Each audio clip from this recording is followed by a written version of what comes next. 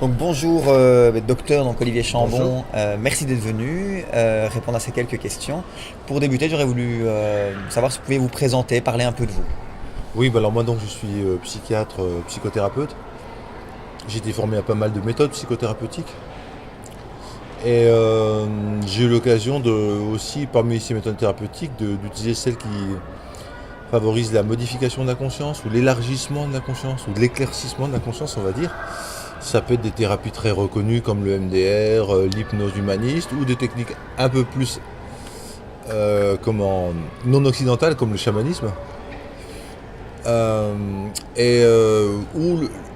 l'utilisation dans des contextes où c'est autorisé et légal, c'est-à-dire pas en France, de certaines substances dites psychédéliques, psycho-idéliques, c'est-à-dire qui éclaircissent l'esprit. On les appelle les antéogènes aussi, celles qui génèrent Dieu en soi, enfin qui relient à la partie, la grande conscience qui nous a créés en fait, c'est tout, hein, ce sont des molécules comme ça. Donc toutes ces expériences chamaniques, psychédéliques, psychothérapeutiques, et aussi ma façon au quotidien d'explorer la conscience, en faisant de la méditation chaque jour, en faisant parfois du yoga dans la semaine ou du qigong, enfin j'en oublie certainement, enfin bref, vous voyez, ça donne mon background, et toutes les lectures que j'ai faites dans ce domaine, parce que ma spécificité un peu, c'est de faire des ponts entre les différentes psychothérapies. J'avais créé un diplôme universitaire qui s'appelle Diplôme de psychothérapie intégrative. J'avais écrit un livre avec le professeur Margarin qui s'appelle Les bases de la psychothérapie. Donc on essaye de prendre les points communs curatifs de chaque modèle. Au lieu de dire c'est un modèle qui est juste, on essaye d'utiliser tous les modèles en fait, en les intégrant. Et aussi de faire un pont entre le non spirituel et spirituel, ou entre le scientifique et le spirituel, on va dire. Et on s'aperçoit que c'est très scientifique de s'intéresser au spirituel parce qu'il y a des tas d'études qui corroborent le fait qu'il y a bien une conscience invisible qui est à l'origine de tout, qui infuse tout, qui relie tout, qui anime tout et qui est vécue comme conscience individuelle une fois qu'elle est confrontée à autre qu'elle-même, donc à des corps subtils, corps émotionnel, corps mental, des champs morphiques, des champs électromagnétiques, enfin bref, tout ce qui peut filtrer, déformer la conscience, lui donne conscience d'elle-même paradoxalement. C'est par altération, dans les deux sens du terme, altération, devenir autre, et modification de la conscience qu'elle prend conscience d'elle-même. Sinon, la conscience absolue à l'origine de tout, cette sorte de substance immatérielle hyperlumineuse, cet océan matriciel de la création, en lui-même, il est paix, conscience unitive, silence, et inconscience, paradoxalement, inconscience de lui-même. Oui. Donc alors, voilà, est-ce que j'ai répondu à votre question ? Oui, tout à fait. Donc ce mot, conscience, qui revient dans votre discours, et cette affirmation, vous m'arrêtez si je me trompe, que vous dites, donc c'est la conscience qui crée la matière, oui, et non pas l'inverse. Oui, alors déjà il y a des physiciens quantiques, dont John Wheeler, qui disent au départ j'ai cru que c'était les particules les plus importantes, puis après je me suis dit c'est les champs d'énergie, puis après non, je me suis dit que c'est l'information.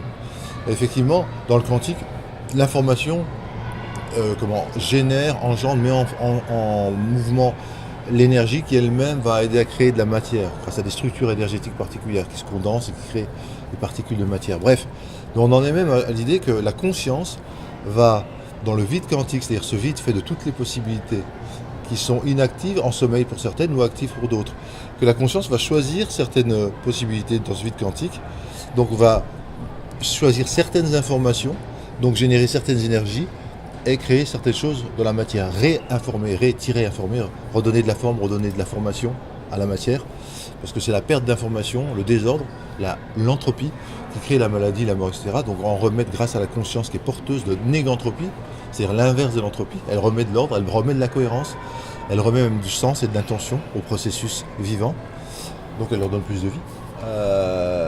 Quelle était votre question au départ ? Donc c'est bien ça, c'est ici le thème aujourd'hui, c'est donc la révolution du cerveau, Oui. et on nous présente effectivement tout ce que Oui, le la cerveau conscience est nous amène. première, voilà, la Voilà. conscience est première et la matière est secondaire. L'inverse du matérialisme, on disait c'est la matière qui est première, c'est elle qui crée l'énergie, puis ensuite la conscience par accident. Non. C'est ça la différence. Mais j'ai beaucoup insisté sur ma conférence au fait que ces champs de conscience existent indépendamment de la matière, donc indépendamment du cerveau, notamment.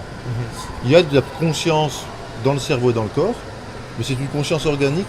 Moi j'appelle ça la conscience ascendante, comme le cheval par exemple.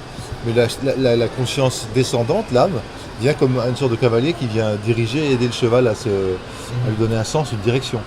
Donc il y a de la conscience de partout, mais le plus important c'est pas le cerveau. Le cerveau est une sorte d'exécutant qui obéit au chef d'orchestre qui est la conscience indépendante de lui. Le cerveau, il synthétise, il recueille les données d'essence, il les présente à la conscience décide, et le cerveau répercute aux organes par des cascades d'interactions neurochimiques, endocrinologiques, électriques, etc.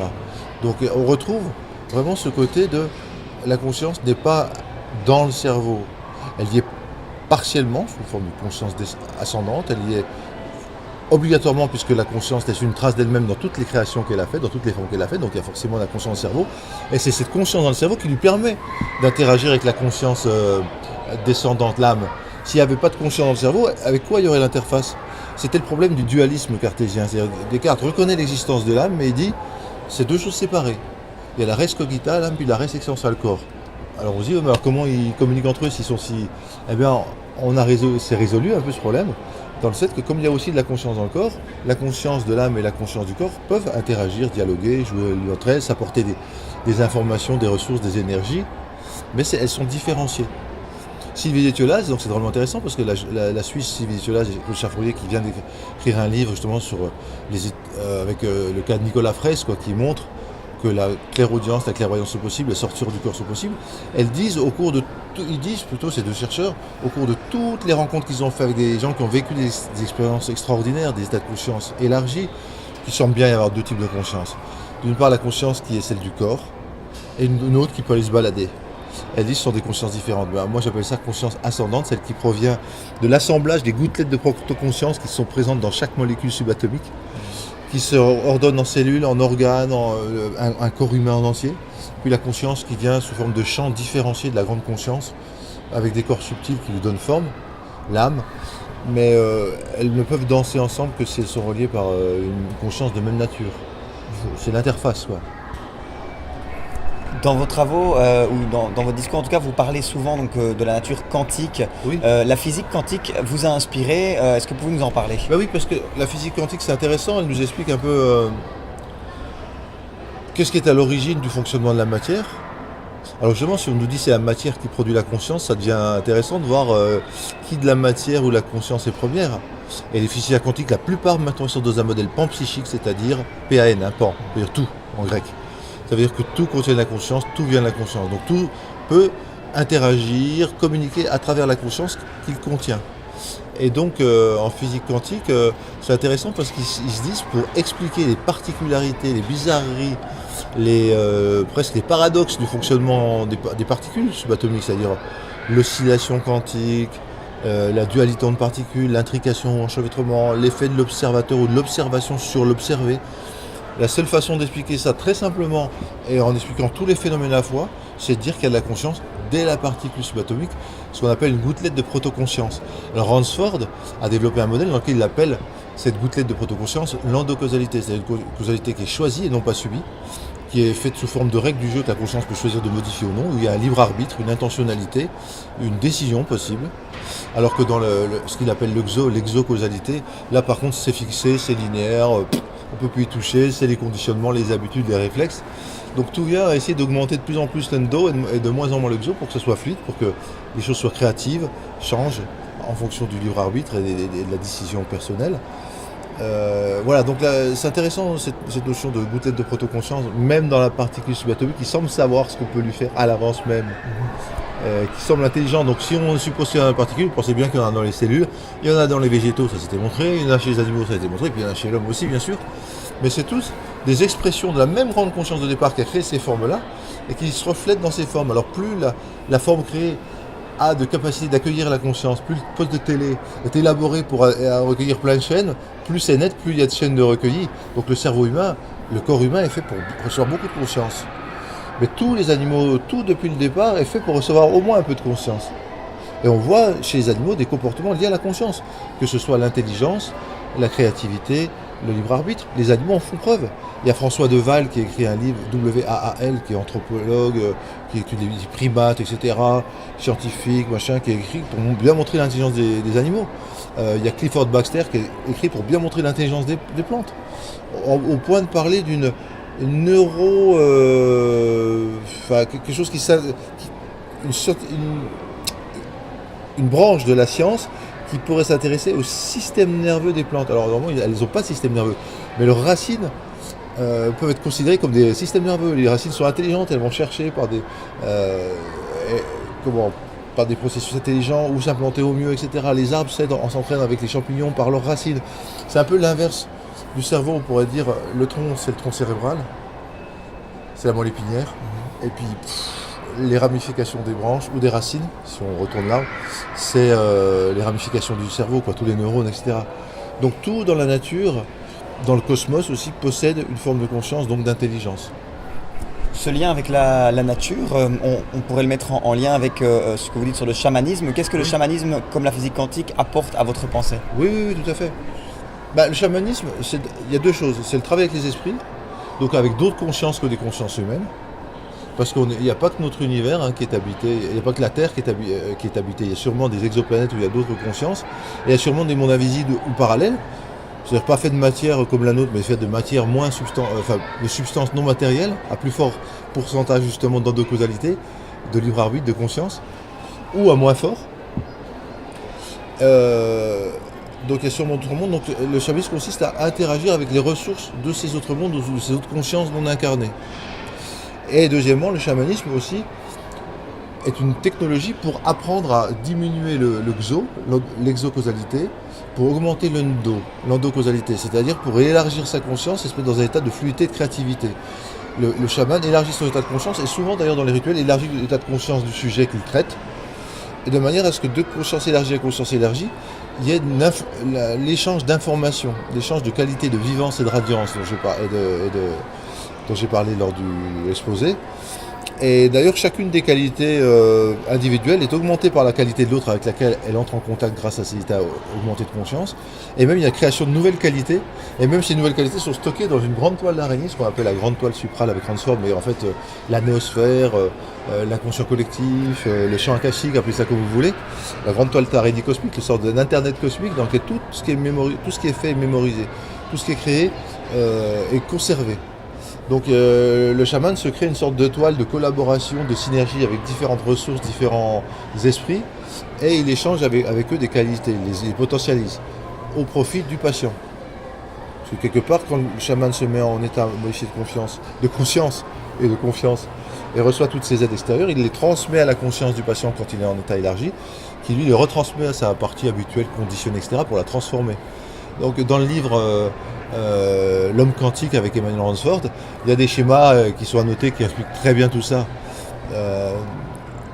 Par exemple, le chaman avec ses objets chamaniques, c'est pareil, on dit l'âme du chaman est dans les objets. Oui, lors des rituels, il crée des liens durables, de conscience à conscience, avec la conscience contenue dans les objets, puisque tout a une conscience, y compris le bois, la pierre, et le chaman, et ces liens perdurent, et donc on peut dire que la conscience du chaman est dans l'âme du chaman dans les objets, mais aussi que l'âme des objets est dans le chaman.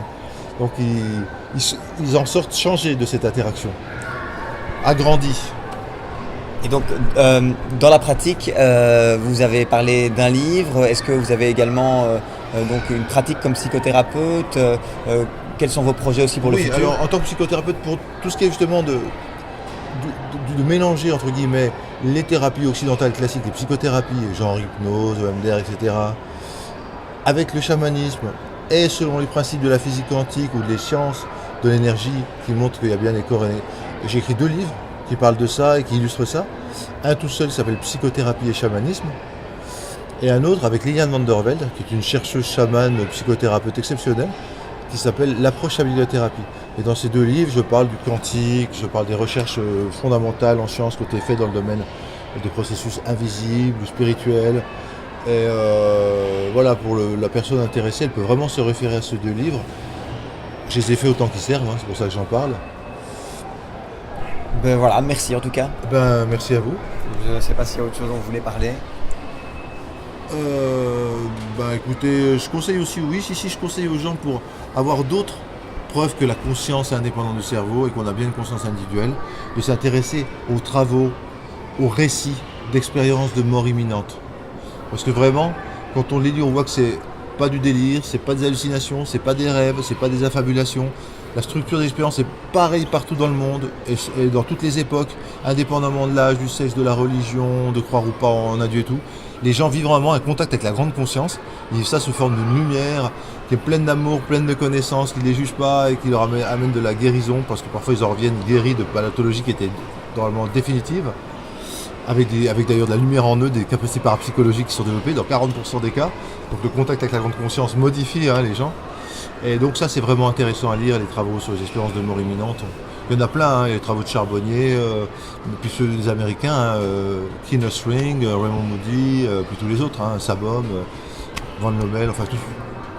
Ils trouveront des références. Merci beaucoup. Mais de rien.